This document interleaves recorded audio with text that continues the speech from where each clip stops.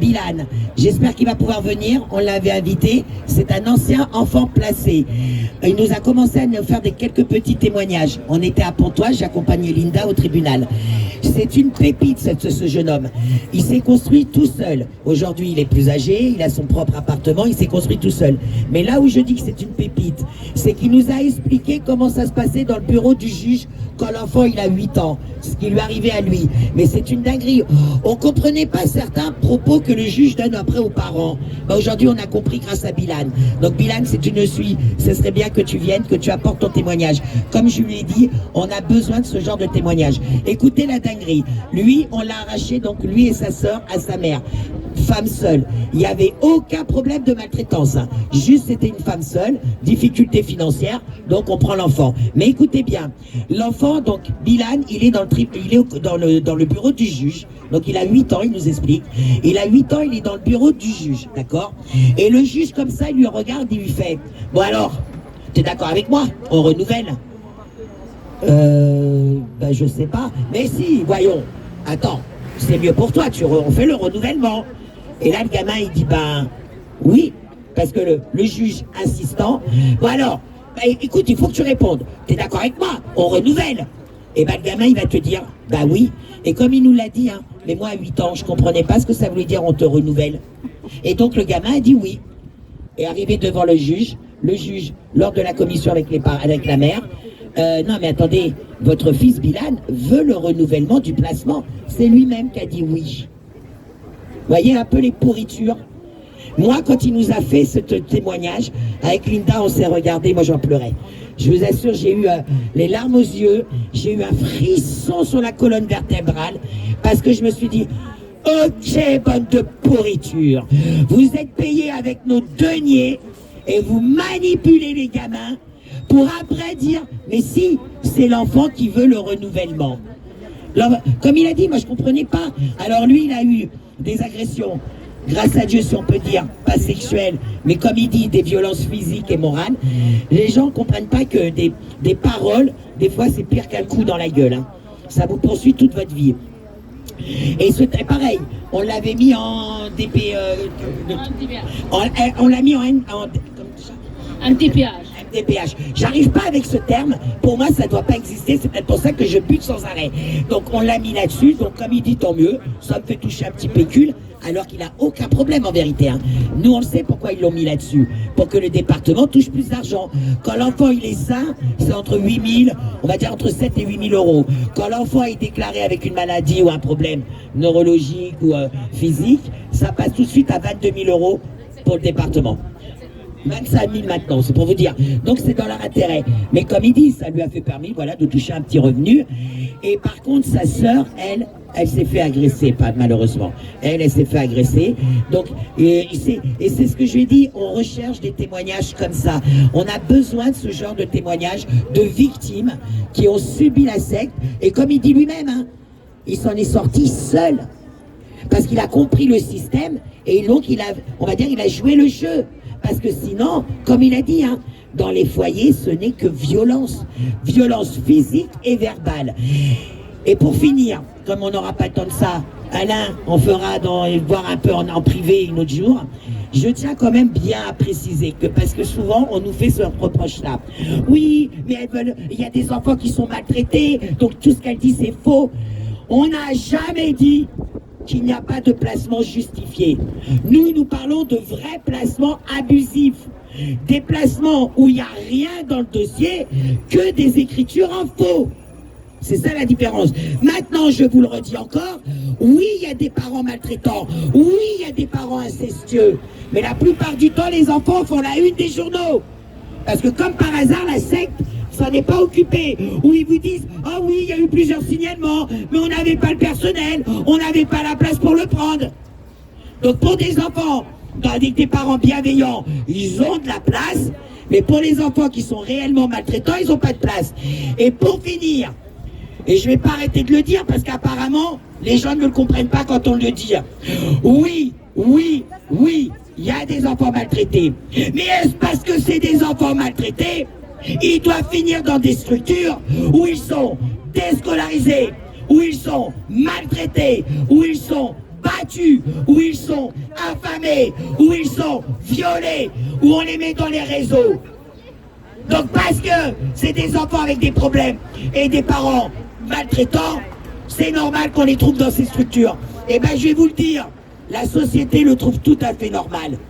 L'ASE trouve tout à fait normal, parce que nous avions sur le procès de Châteauroux une avocate, d'accord, qui défendait ces raclures qui étaient mises en accusation, d'accord, pour travail forcé, surdosage médicamenteux, maltraitance sur les enfants qui ont été placés dans ces familles. Vous savez ce qu'elle a dit, l'avocate, pendant le procès, pour dédouaner ses clients? Écoutez, ce sont des enfants que personne ne voulait, c'est déjà bien qu'ils ont eu des accueillants. Voilà, la messe elle est dite, messieurs dames, hein. L'avocate elle-même, au tribunal, vous dit, c'est des enfants qui ont été maltraités, c'est déjà bien qu'ils ont des accueillants, c'est des enfants que personne ne veut. Voilà où on en est, d'accord? Et tous ceux qui défendent ce système, c'est eux qui posent problème. Comment on peut parler de réforme? Ça fait 30 ans que ça dure, ce cinéma. Quelle réforme? Ils vont nous faire combien de commissions? Puisque la preuve, en 2022, il y a déjà eu un gros bordel fait par des parents. Parce que ça aussi, ce combat, ça fait des années. La seule différence, c'est que ces parents-là n'avaient pas TikTok et n'avaient pas les réseaux. Mais ça fait des années qu'ils dénoncent. Donc, de ce fait, il y a eu des commissions, notamment la fameuse commission Taquet. En février 2022, ils ont revoté des lois, notamment, et ça c'est une dinguerie parce que personne n'arrive à l'obtenir. Donc à quoi ça sert? Une commission qu'on a payée avec nos impôts, qui ne sert encore à rien. La loi Taquet, notamment, il y a, écoutez bien, c'est une obligation dorénavant, le placement, et c'est marqué en gras, il y a des petites écritures et en gras, en gros, le placement dans les institutions doit être en dernier recours. Nous devons privilégier un tiers de confiance. Mais merde, qu'est-ce qu'on comprend pas là-dedans? Nous devons d'abord voir avec un tiers de confiance, pour que les gens comprennent bien. Un tiers de confiance, c'est les grands-parents, c'est la tata, l'oncle, une amie proche de la famille, qui doit demander, solliciter, de prendre les enfants chez eux le temps de l'enquête. Ce n'est toujours pas appliqué. Interdiction de placer les enfants dans les hôtels, seuls, mineurs. On sait très bien que les proxénètes les attendent en bas. Pareil, toujours pas arrêté. Alors qu'ils disaient bien, hein, c'est maintenant interdit. La loi l'interdit. Maintenant, vous pouvez aller encore dans les hôtels. Les enfants sont placés dans les hôtels. Donc c'est là où ça m'énerve. Les gens qui vous disent, oui, on doit travailler avec eux, on doit dénoncer les dysfonctionnements, mais c'est de l'intérieur. Non, non. Il faut à bout d'un moment, stop. Ça fait des années que des raclures, moi j'appelle ça les opportunistes, travaillent avec les raclures pour faire changer de l'intérieur. Oui, il y a des commissions, oui, on le dénonce, oui, il y a des votes, des lois qui sont votées. Résultat, que dalle! Que dalle! Résultat, rien, nada! Même les lois qui votent pour protéger les enfants, ils les appliquent pas. Donc au bout d'un moment, on fait quoi les gars? Oh! Et moi je vous le dis, au bout d'un moment, vous parents, je dis bien vous parents, réveillez-vous et putain, allez les chercher. Moi je vous le dis, hein, pour l'instant on essaye encore avec la justice, hein, la preuve, puisque même quand ces saloperies écrites du faux, vous avez leurs collègues qui confirment les mensonges. Là dans son rapport, je vais vous donner la meilleure. Je vais vous lire juste un petit truc vite fait, je vais être vraiment à la bourre moi. Mais c'est tellement important. Donne-moi la page où c'est marqué, elle te dit, j'étais avec elle et qu'elle t'a croisé dans la rue. Il y a une des référentes qui dit qu'il l'a croisée dans la rue, comme je vous expliquais tout à l'heure. Et en vérité, elles se sont absolument pas croisées. Mais pire, il y a un témoin, dis donc. Cette saloperie, elle a son témoin. Elle a sa collègue. Elle a sa collègue. Ah, nous avons aussi le résultat de l'étude de psychiatrie. Hein. Alors, je vais vous dire les grandes lignes. Hein. En conclusion, et après examen à ce jour, il n'existe pas d'éléments cliniques en faveur d'un trouble psychiatrique, actuellement décomposé nécessitant une injection de soins ou d'hospitalisation pour cette maman. Hein. Alors que sur une autre, il est dit qu'elle est névrotique, elle est...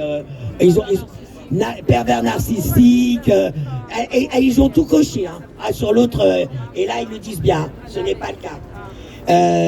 C'est dommage parce que ouais, j'aurais dû les mettre dans l'ordre vite fait. Ah oui, ça par contre c'est le procès verbal, c'est pour vous dire, je voulais vous le montrer vite fait. Regardez, c'est marqué, hein, vidéo 1, vidéo 2. Ils nous prennent tous les vidéos, ils relèvent tous les propos. Mais pire, c'est pour ça que je vous dis c'est important de faire attention quand même. Parce que mes propos, ça vient dans la bouche de Linda. Ce que je dis, c'est Linda qui le dit. Voilà, avec les flics, ça se transforme comme ça. Hein. Alors qu'ils ont la vidéo. Hein. La présente vidéo comporte le titre suivant, à la secte à eux. Hein. Et cet enregistrement note plusieurs personnes. Alors pareil, il donne aussi les noms. Hein. Nous constatons sur cette vidéo la présence de Madame Adèle et de la dénommée Inda. Hein, il te nomme aussi dans le procès verbal, ainsi que d'autres personnes du collectif de femmes non identifiables. Partout c'est marqué le SIAP, mais ce sont des femmes non identifiables. Hein. Décidément, ça les arrange bien cela. Hein. Tout le monde, dès qu'ils se présentent, elles-mêmes, elles te disent, on fait partie du SIAP, hein, du collectif international de l'abolition de la pédocriminalité, mais au procès verbal, ils te disent des personnes non identifiables. Tant mieux qu'on reste toujours non identifiable pour ces raclures. Voilà, qu'on soit anonyme. Voilà, et regardez, ah c'est celle-là, voilà, merci. Alors, et ces pourritures pour justifier ces propos mensongers, ils ont fait une photo de Inda qui l'ont mis dans le dossier. Sauf que cette photo, vous voyez bien, c'est de Linda, c'est dans le local, d'accord? Donc, ils vous ont pris la photo de Linda qui était dans le local pour vous dire, regardez, on l'a croisée. Mais on l'a croisée où? Dans la rue. Voilà, regardez sa déclaration. Alors, je ne vais pas donner les noms encore, hein, parce que sinon... mais écoutez bien. Je viens en qualité... Donc, hier on était en intervention avec Madame Intel sur le foyer jeune travailleur qui est situé sur l'avenue de 8 mai 45. Il est environ 17h. En remontant l'avenue du 8 mai 45 vers la ZE, après notre intervention terminée, arrivé au croisement de l'avenue du 8 mai et du boulevard Albert Camus, en plus ça donne bien les noms de rue et tout ça, hein, Madame J, alors je donne pas son nom, et voit Madame hein, accompagnée d'une dame. Donc apparemment elle n'était pas seule, mais ça tombe bien puisque comme ça, comme elle dit que tu étais accompagnée, qui donne le nom du témoin. Il faut que tu trouves un témoin, je vais être ton témoin, puisque vu que c'est faux, autant que hein, on fasse dans le faux jusqu'au bout. Je suis ton témoin, n'était pas là-bas, hein, d'accord? Parce qu'apparemment, donc, elle était donc accompagnée d'une dame, et ils les ont croisés, dis donc, Linda et cette dame les a croisés, et les a insultés. Voilà. Elle dit bien, hein, en traversant l'avenue du 8 mai, en venant du boulevard Albert Camus, ma collègue l'a vue. Elle m'a dit de partir vers le boulevard Albert Camus, donc dans la direction opposée, du genre, oh là là, vite, il y a la, ah vite, vite, sauve-nous, oh là là, j'ai peur, je tremble. Elle fait tellement peur. Et donc elle te dit bien, opposé que nous, pour que nous la croisons pas, Madame, donc son nom de famille, nous a reconnus. Elle nous a vus, elle s'est tout de suite mise à crier. Alors j'adore, elle s'est mise à crier en criant. C'est leur terme, hein, bon. Voleur d'enfants, pédophile. Donc, ça veut dire que cette référente, c'est elle qui l'accuse, hein, elle a réussi à trouver sa complice, hein, sa collègue complice, pour confirmer des mensonges. C'est ça qui est grave. Parce que cette dame-là, là, cette référente, oh, moi je le dis, Madame Gilles, viens porter plainte contre moi. Viens me trouver, moi. Donc, moi je suis grand, hein, viens me trouver. Donc, Madame Gilles, hein, non seulement elle a menti en disant qu'elle l'a croisée dans la rue et qu'elle s'est fait agresser, mais pire, elle a trouvé sa complice. C'est pour ça que je vous dis, oui, il y a peut-être des référents qui sont honnêtes. Mais que dans l'ensemble, quand tu regardes hein, le final, bah, tu t'aperçois quand même, elles sont tous pourries. Puisque cette bonne femme, pourquoi elle a cautionné les propos mensongers alors c'est peut-être une directrice, hein, Madame Gilles, ou j'en sais rien, mais entendant l'autre nanana qui a fait ce témoignage, c'est un faux témoignage. Parce qu'à aucun moment, elle l'a rencontré dans la rue. Vous voyez ce que je veux dire? Donc, Et à chaque fois, c'est leur parole. Les mamans contre ceux d'en face.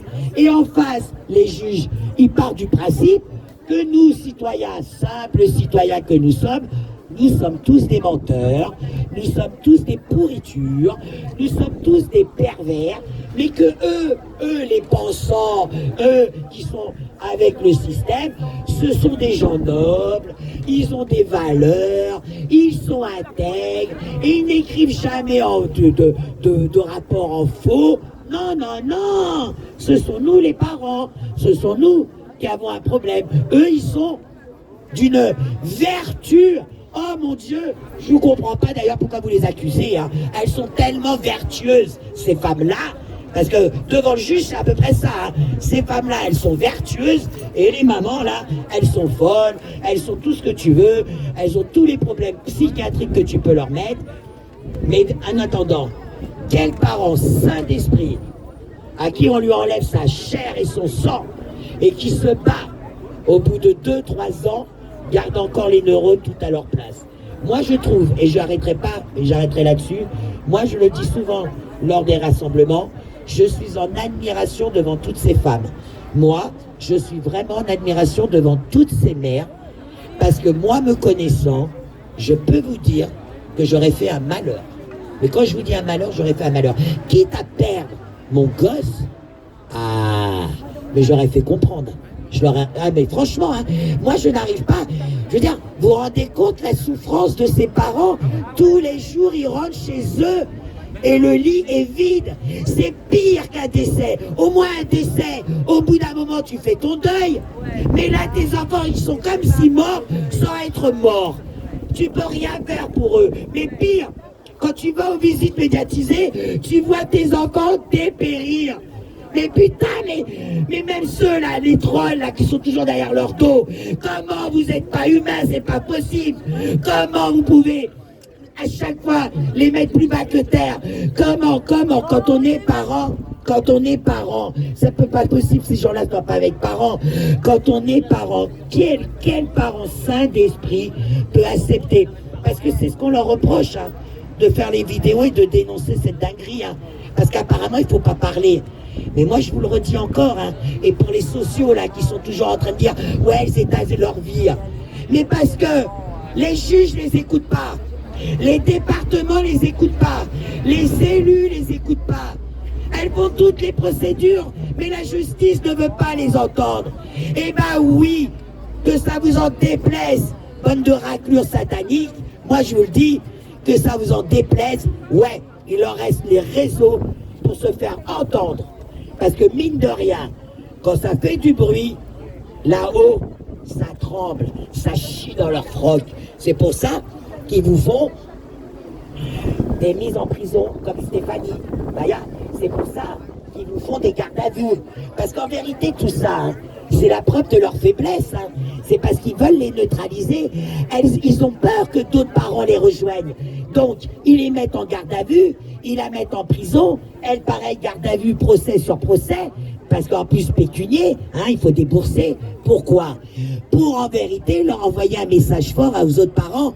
Ne bougez pas votre cul, fermez votre gueule et acceptez tout. Parce que si vous l'ouvrez, voilà ce qui vous arrive. Et c'est ça qu'il faut faire renverser. La peur, on n'arrête pas de le dire depuis 2019, la peur doit changer de camp. N'ayez plus peur. Et n'ayez pas peur aussi que, effectivement, sur les réseaux, on va vous juger. Il y aura toujours des mange-merdes, comme je les appelle, qui vont venir troller. Vous en avez rien à foutre. Vous avez votre vérité pour vous. Vous avez votre intégrité pour vous. Mais plus que tout, vous avez le combat pour sauver vos enfants. Rien ni personne ne doit vous arrêter. Donc, par pitié, arrêtez d'avoir peur. Ouvrez votre bouche, venez dans les rassemblements et par département, montez des équipes comme on a fait ici à Paris. Montez des équipes par département. Tous les jours, vous deviez être, normalement tous les jours, on devrait être devant les tribunaux. D'accord? Pour leur faire comprendre qu'on ne laissera plus rien passer. Ok? Voilà, je vous redonne la parole. En tout cas, merci. Merci à vous tous. Moi, je vais y aller. Linda, pour la défense de Linda. Merci.